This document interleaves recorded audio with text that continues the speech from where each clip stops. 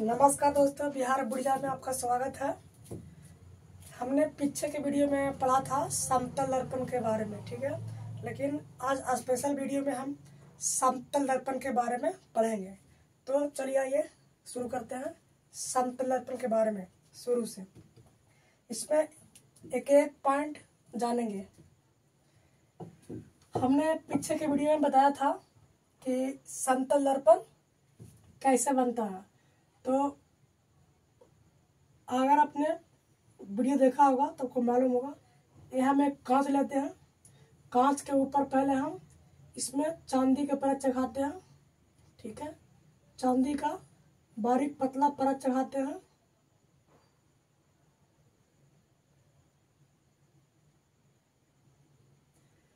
चांदी का बारीक पतला परत चढ़ाने के बाद ऊपर से हम इसमें लाल रंग का पेंट करते हैं, ठीक है। इस प्रकार हमारा समतल दर्पण बनकर तैयार हो जाता है। लेकिन समतल दर्पण में परिवर्तन का नियम क्या है, इसमें कैसा होता है परिवर्तन। तो हमने एक समतल दर्पण बनाया, ठीक है। इसके बाद हमने एक यहाँ पर वस्तु रखा, ठीक है।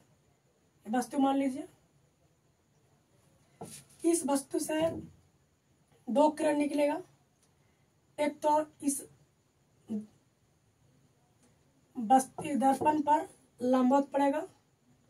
आपको पीछे हम बता चुके थे कि अगर समतल दर्पण पर लंबवत पड़ने वाले किरण दर्पण से परिवर्तन के बाद उसी पथ पर लौट जाता है।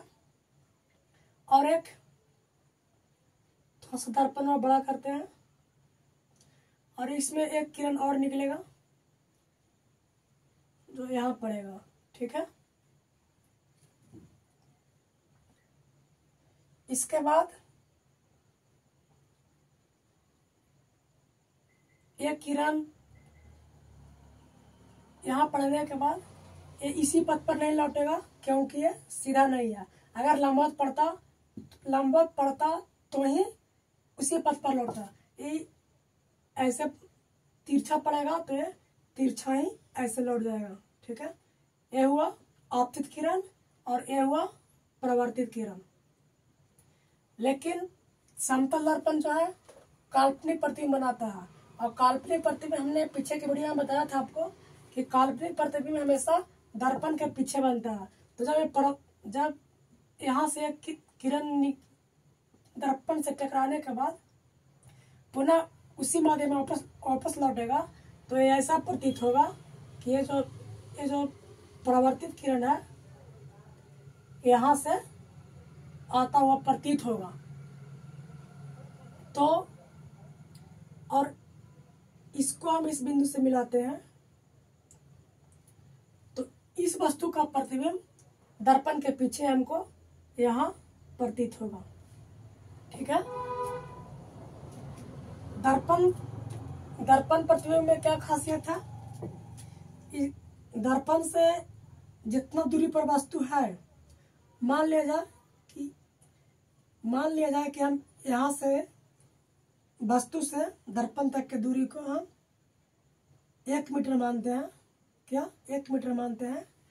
तो जो प्रतिबिंब बना है दर्पण से वो भी 1 मीटर की दूरी पर होगा।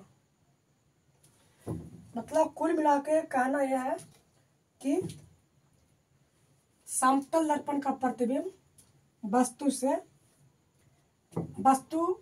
दर्पण से जितना दूरी होता है प्रतिबिंब भी उतना ही दूरी पर बनता है। वस्तु को हम जैसे जैसे दर्पण की ओर लाएंगे प्रतिबिंब भी दर्पण की ओर बढ़ेगा। मतलब ये वस्तु है, वस्तु को हम दर्पण की ओर लाएंगे तो हमारा प्रतिबिंब भी है दर्पण की ओर आएगा, ठीक है। वस्तु को यहाँ पर रखेंगे तो प्रतिबिंब यहाँ बनेगा। ठीक उसी प्रकार जैसे जैसे हम वस्तु को दर्पण से दूर ले जाएंगे तो प्रतिबिंब भी हमारा दर्पण से दूर जाएगा। मतलब हमेशा सभी स्थिति में वस्तु दूरी और प्रतिबिंब दूरी हमेशा बराबर रहेगा। ठीक है।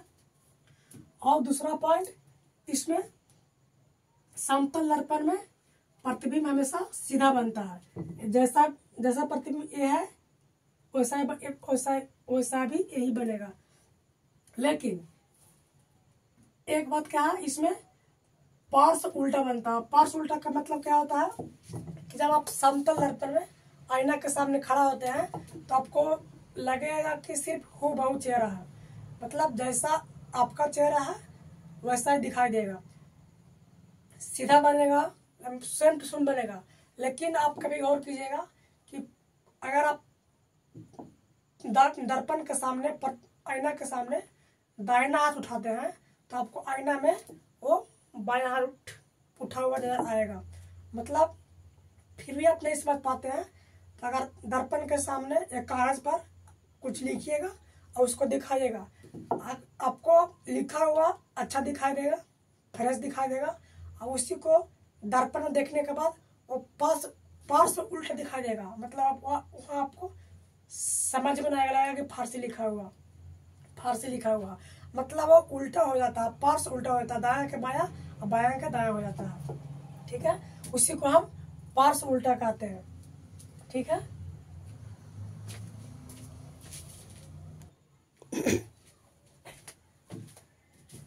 आपको समझने में कोई दिक्कत ना हो इसलिए हम समतल दर्पण का सारा पॉइंट का नोट कर दिया हूँ, लिख दिया हूँ, क्योंकि आपको कोई परेशानी ना हो, कोई पॉइंट छूट ना जाए। चलिए आइए एक बार फिर से रिपीट करते हैं।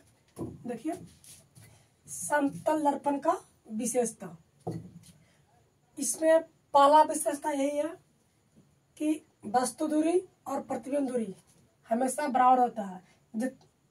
जितना दूरी पर वस्तु रहेगा दर्पण से उतना ही दूरी पर प्रतिबिंब बनेगा दर्पण से उतना ही दूरी पर प्रतिबिंब बनेगा। ठीक है, ये इसका पहला विशेषता हुआ। दूसरा विशेषता है प्रतिबिंब दर्पण के पीछे बनता है। प्रतिबिंब जो है समतल दर्पण में प्रतिबिंब दर्पण के पीछे बनता है। ठीक है, और प्रतिबिंब का आकार जो है, प्रतिबिंब का आकार जितना बड़ा वस्तु रहेगा उतना ही बड़ा प्रतिबिंब बनता है। हमारा तीसरा पॉइंट हो गया, प्रतिबिंब का आकार वस्तु के आकार का बराबर होता है। इसके बाद चौथा पॉइंट, प्रतिबिंब सीधा बनता है। जैसा यह प्रतिबिंब रहेगा वैसा ही सीधा बनेगा। ठीक है, लेकिन क्या पार्श्व उल्टा बनेगा। मतलब अगर इसमें हम कुछ निशान लगा दें, जैसे मान लीजिए कि एरो के निशान लगा दिया, तो अब इसका प्रतिबिंब कैसा बनेगा। अब इसका प्रतिबिंब ऐसा नहीं बनेगा, ये सीधा हो गया। ठीक है, इसमें बनता पार्श्व उल्टा। पार्श्व उल्टा का मतलब क्या हुआ, वो जो चीज दर्पण से नजदीक में है, ठीक है, वो उसका प्रतिबिंब नजदीक में ही बनेगा। ठीक है, कुछ ऐसा बनेगा। ठीक है, एरो नजदीक में है दर्पण से, तो प्रतिबिंब में भी एरो दर्पण से नजदीक में बनेगा, उसके बाद फिर लाइन, उसके बाद फिर ए। इसी को कहते हैं पार्श्व उल्टा। ठीक है, और सीधा हो गया, दोनों हो गया। इसके बाद पार्श्व उल्टा हो गया। इसके बाद आभासी प्रतिबिंब। आभासी प्रतिबिंब या काल्पनिक प्रतिबिंब, आभासी बोले या काल्पनिक बोले, दोनों एक ही बात होता है। ठीक है, और काल्पनिक प्रतिबिंब या आभासी प्रतिबिंब हमेशा दर्पण के पीछे बनता है। अगर कोई वस्तु का प्रतिबिंब दर्पण के पीछे बनता है तो ही हम काल्पनिक या आभासी प्रतिबिंब कहते हैं। ठीक है, तो ये पीछे बन रहा है दर्पण से, तो ये हुआ काल्पनिक प्रतिबिंब हुआ। इसी को हम आभासी प्रतिबिंब कहते हैं। और आभासी प्रतिबिंब को यानी काल्पनिक प्रतिबिंब को हम पर्दे पर नहीं उतार सकते हैं। ठीक है, इसके बाद प्रतिबिंब दर्पण से पीछे बनेगा। प्रतिबिंब दर्पण से पीछे बनेगा, ये बात हम पहले बता दिया हूँ। और एक खासियत वही जो मैं फिर रिपीट कर रहा हूँ कि जैसे जैसे हम वस्तु को दर्पण की ओर ले जाएंगे, प्रतिबिंब भी वैसा ही दर्पण की ओर बनेगा। और ठीक उसी प्रकार उल्टा, जैसे जैसे हम वस्तु को दर्पण से दूर ले जाएंगे उसी प्रकार हमारा प्रतिबिंब जो है दर्पण से दूर जाएगा। ठीक।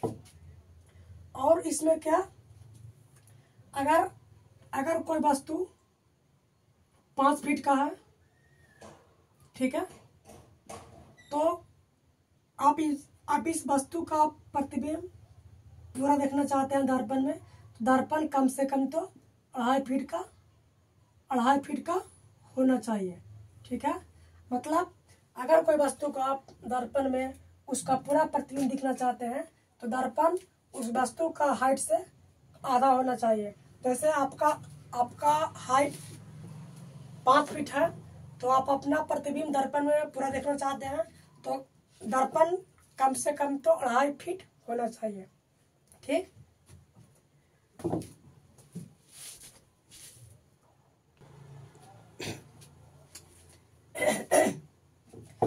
इसके बाद एक पॉइंट आता है, अगला पॉइंट जो खरतेंद के ऊपर क्या है, लेकिन चल लीजिए बता देते हैं कि अगर जब 2 समतल दर्पण है, ये भी समतल दर्पण है, ठीक है, मान लीजिएगा, जब 2 समतल दर्पण के बीच में कोई वस्तु रखते हैं तो इस वस्तु का प्रतिबिंब कितना होगा। जब 2 समतल दर्पण के बीच में रखी वस्तु का प्रतिबिंब अनंत होता है, इसका प्रतिबिंब अनंत बनेगा। ठीक है, आप नोट करके यहाँ पर लिख सकते हैं कि 8वां पॉइंट में जब 2 समतल दर्पण के बीच रखी वस्तु का प्रतिबिंब अनंत यानी अनगिनत बनता है। ठीक है, लेकिन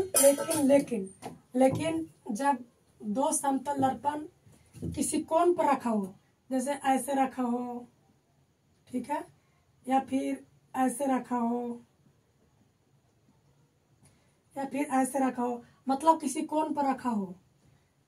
जब 2 समतल दर्पण किसी कोण पर रखा हो तो इन दोनों के बीच में रखा वस्तु का प्रतिबिंब कैसा बनता है।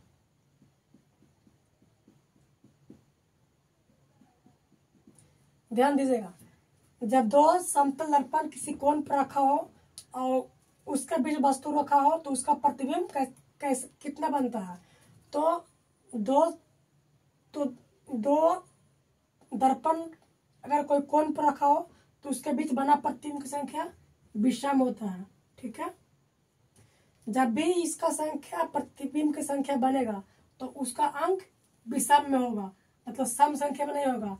1 होगा, 3 होगा, 5 होगा, 7 होगा, मतलब विषम संख्या में होगा। लेकिन उसको निकालेंगे कैसे हम, तो अगर इसका यहाँ पर दोनों दर्पण 30 डिग्री कोण पर रखा हुआ है, ठीक है, और इसमें इसका प्रतिबिंब की संख्या पूछ रहा है, तो 360 में हम 3 से भाग देंगे। ठीक है, तो कितना आएगा, 3 × 3 = 3 × 6, कितना आया, 12 आया। हमने क्या बताया आपको कि जब भी बनेगा 2 समतल दर्पण के बीच रखा वस्तु का प्रतिबिंब की संख्या जब भी बनेगा तो विषम संख्या होगा। लेकिन तो यहाँ सम आया, अगर सम आता है तो उसमें से 1 घटाना है। ठीक है, अगर सम आता है तो उसमें से 1 घटाना है, ये बात आप ध्यान रखिएगा। ठीक है, और अगर संख्या विषम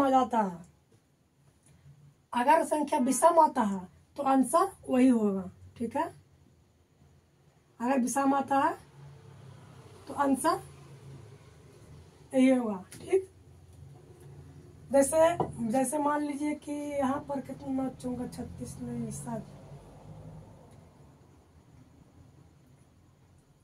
आप ध्यान रखिएगा बस वही बात कि अगर दर्पण समांतर हो और इसके बीच वस्तु रखा हो, इसका प्रतिबिंब की संख्या अनंत बनेगा।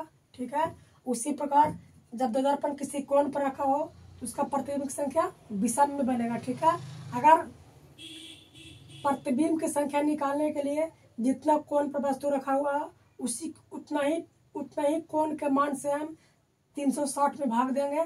और अगर भाग देने के बाद अगर संख्या सम आता है तो उसमें से हम 1 घटा देंगे। अगर संख्या विषम आता है तो आंसर वही होगा। चलिए एक विषम के हम एग्जाम्पल लेकर के समझाते हैं आपको। जैसे मान लीजिए कि यहाँ पर दोनों दर्पण 40 डिग्री के कोण पर रखा हुआ है, तो इस वस्तु का प्रतिबिंब कितना बनेगा, कितना संख्या बनेगा। तो हमने क्या बताया आपको कि 360 में इसी कोण से भाग देंगे। ठीक है, 0 से 0 कट जाएगा, 9 4 9 36। ठीक है, कितना आया, 9 आया। जब 9 आया तो 9 विषम संख्या है, इसमें कुछ जोड़ने का और कुछ घटाने का जरूरत नहीं है। ठीक है, इसका आंसर यही हो जाएगा। अगर यहाँ पर सम आता तो इसमें हम 1 घटा दें। ठीक, इसके बाद हम लोग पढ़ेंगे गोली दर्पण के बारे में, लेकिन गोली दर्पण हम अगला वीडियो में पढ़ेंगे, क्योंकि इसमें पढ़ेंगे तो वीडियो लंबा हो जाएगा, जो कि फिर कोई काम का होगा। तो चलिए अगला वीडियो में हम आज ही पढ़ते हैं गोली दर्पण के बारे में। तब तक इस वीडियो के लिए जय हिंद। अगर आप इस चैनल पर नए हो तो चैनल को सब्सक्राइब कर दीजिएगा, बेल आइकन दबा दीजिएगा, जैसे कि हम अगर कोई भी डालते हैं वीडियो तो आपके पास नोटिफिकेशन पहुंच जाएगा।